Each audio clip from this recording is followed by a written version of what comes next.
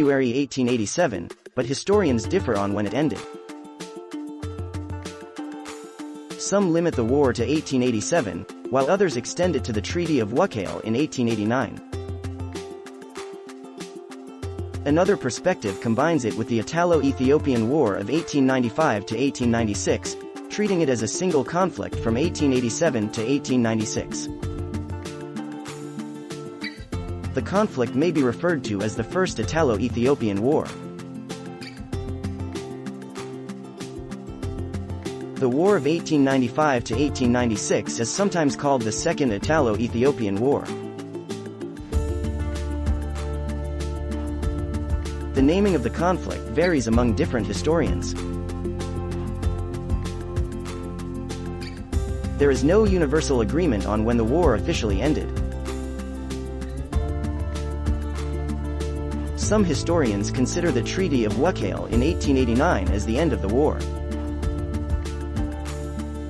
Others include the Italo-Ethiopian War of 1895 to 1896 as part of the same conflict. The war had different durations depending on the historian's perspective. It is a subject of debate and interpretation within historical scholarship.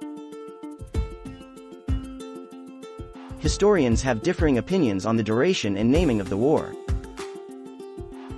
The complexity of the conflict has led to divergent historical interpretations. Historical accounts and perspectives shape the understanding of the war's timeline. The lack of consensus on when the war ended reflects its complex nature. The war's naming conventions can vary between sources and historians.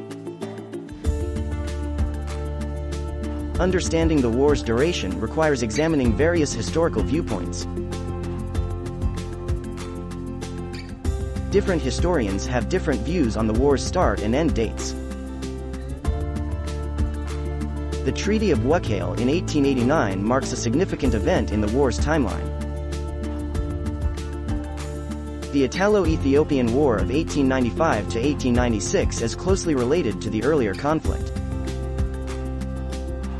Some historians treat the two wars as part of a continuous conflict. The war's naming conventions can be confusing due to differing interpretations.